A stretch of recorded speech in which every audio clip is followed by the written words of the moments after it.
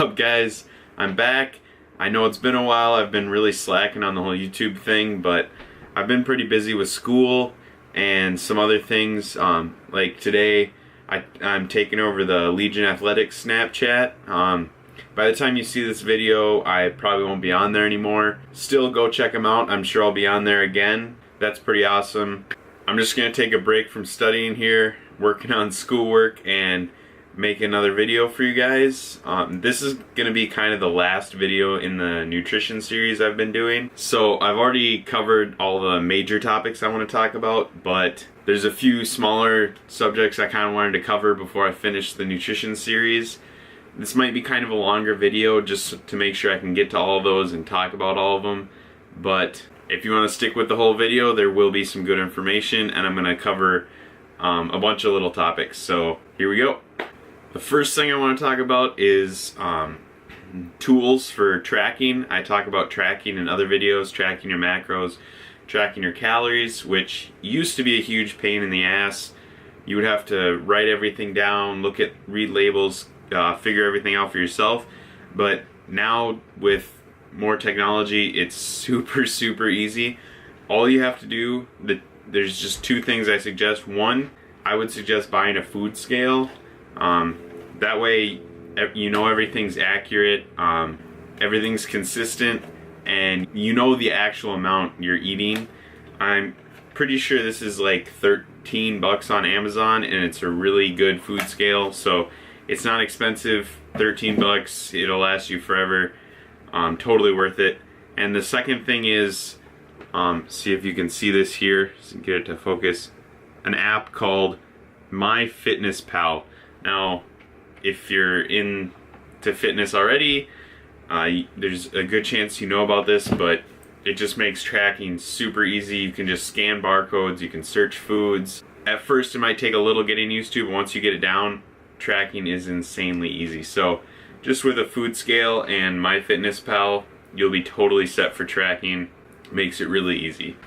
And that way you don't have to guesstimate about anything, you just know everything's accurate. So I definitely start with those two. The next thing I want to talk about is kind of along the lines of if it fits your macros, IIFYM, or flexible dieting. Now, there's nothing wrong with if it fits your macros or flexible dieting in the basic sense of what they actually are, which is tracking your macronutrients, and rather than binging on food, fitting in foods that you might not normally consider healthy into your daily macronutrients. That way you don't go over on your calories, and that's definitely the best way to do it. The problem I have with if it fits your macros is the way some people promote it on social media, and it gives everyone the wrong idea, especially people that are new to the whole eating healthy, dieting, and fitness. They see these people on social media making it look like they eat Pop-Tarts and candy bars and just junk food for every single meal of the day. What they don't realize is, well, not for everyone, but for the majority of these people that are doing this, they're only posting the meals like that they eat. They don't eat like that for every meal. They don't post their chicken and vegetables and boring rice. They post the meals where they are eating a huge pizza and candy and chocolate and whatnot. People get the wrong idea, so I don't like the way some people promote if it fits your macros. That's why I've never been a huge fan of the whole thing. It kind of turns into like a cult following. I try to avoid that, but technically if you're tracking your food intake at all, you are doing if it fits your macros. So yeah, I definitely would say track your macros. That's the most efficient way to do things. Just don't get the idea that it's good to eat shit food for every meal. Still focus on your whole natural unprocessed foods for the majority of your intake. Now, to expand on that, one point I want to make is you have to think about your caloric intake kind of like your budget with your money. So for example, if you make $1 million a year, you have no problem spending $200 grand on a new Ferrari. You can get away with that. It's not gonna destroy your budget.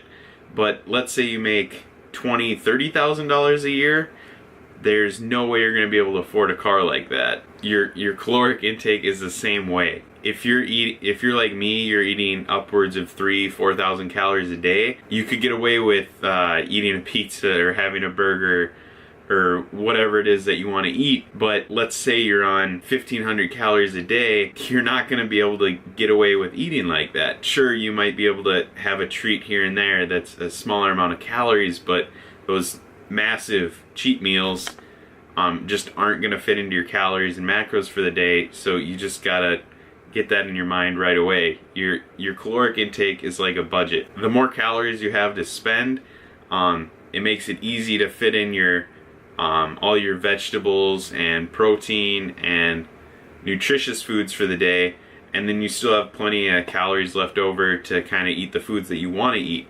But if you're on a lower caloric intake, you need to focus more of your intake on getting your protein and your vegetables, all your nutrient-dense foods. You're not going to have as much room or lenience to fit in other foods. It's just the way it is, and it's something you got to deal with. So to continue on the whole, if it fits your macros thing, don't abuse it. Don't use it as an excuse to eat whatever the hell you want all the time. Just use it as a tool. So when you're craving something, instead of eating clean the whole week, and then once you finally decide to eat what you've been craving, then you just go all out and like, oh, screw it, I've already gone over on my diet, I'm just going to go crazy and totally blow all the progress you've had.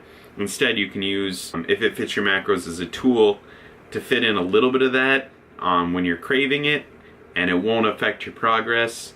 So use it as a tool, just don't abuse it. And sugar intake on if it fits your macros isn't a huge issue because you are tracking your intake. But if you're just following a clean eating diet and you're not actually tracking what you're eating, you're just eating chicken, broccoli, and rice for every meal all week, and you get all these cravings, then once you do eat sugar, sugar is going to make you hungry and make you crave more food, and then you end up binging. So that's why I don't suggest following a diet like that. It's the difference between inclusive and exclusive dieting. Inclusive dieting, you allow yourself to fit in the foods you like, just in moderation, and making sure to get all your nutrients, vegetables, protein, whatever.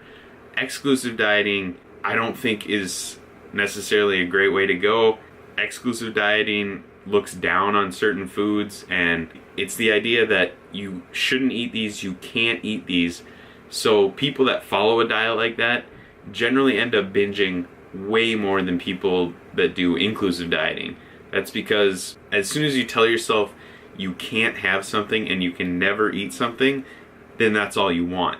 Once you allow yourself to fit it in, you're not going to crave it near as much. But once you tell yourself you're never allowed to eat that, then all you want to do is eat that. So try not to do exclusive dieting. Allow yourself to fit in foods if you're really craving them.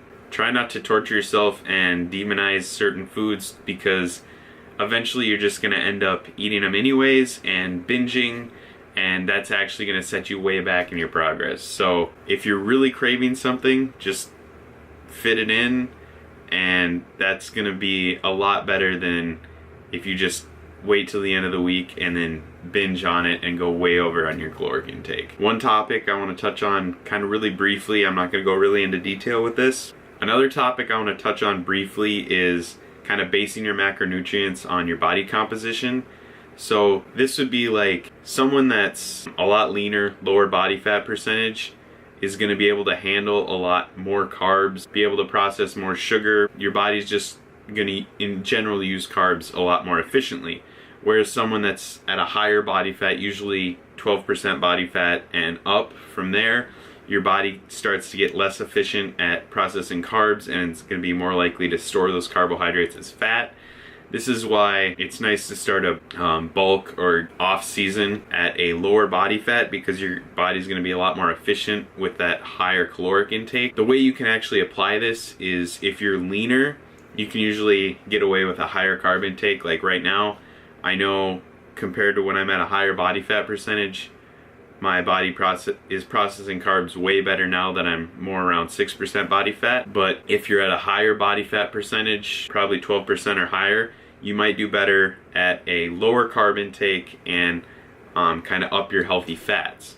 Either way, you're going to have protein about the same, 1 gram per pound of body weight. Also, it's very individually based, but that's kind of a general rule of thumb. So just play around with it and find what works best for you. The next thing is supplements. Yes, I use supplements. Eventually, I'll make a video on the supplements I take and the supplements I recommend taking for most people and what I wouldn't recommend taking. But what you have to realize is supplements are just that. They're supplements to a healthy diet.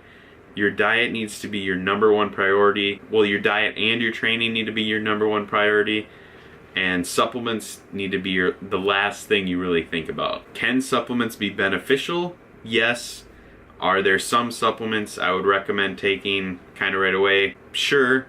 But it doesn't need to be the focus. So many people just getting into working out and eating healthy think there's going to be some magic powder or magic pill that's going to get them the results that they want.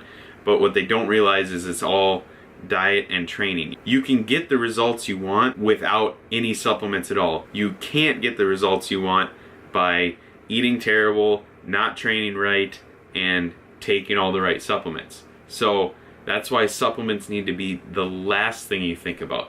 Once you get your diet dialed in, once your training is on point and you're adhering to all that, then you can start thinking about supplements. But don't make that your first priority. And the last thing I want to talk about is adherence.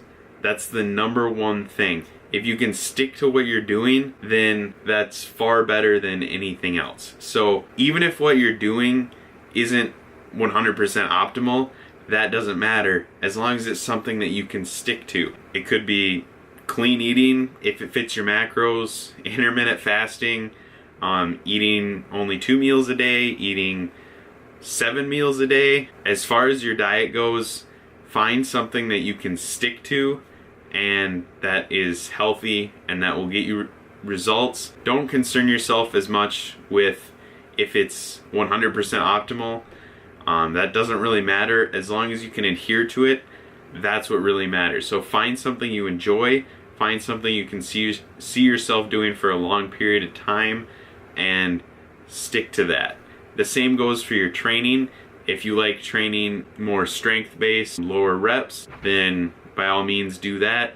If you like training for longer, higher volume, more intensity, do that. If you like switching up your training from week to week, do that. Just find something that you actually enjoy doing, that way you stick to it. Don't force yourself into something you hate just because it's supposed to be a little bit better. If you don't like doing it, you're not going to stick to it. So keep that in mind. Find what you love and stick to doing that. Alright, I think I've covered most of the stuff I want to talk about in terms of these nutrition videos. If you guys have any other things that I didn't talk about that you want me to talk about, let me know and I might make a video on it in the future. But for now, I'll probably move on to something else. So I hope you guys like these nutrition videos and I'll catch you next time.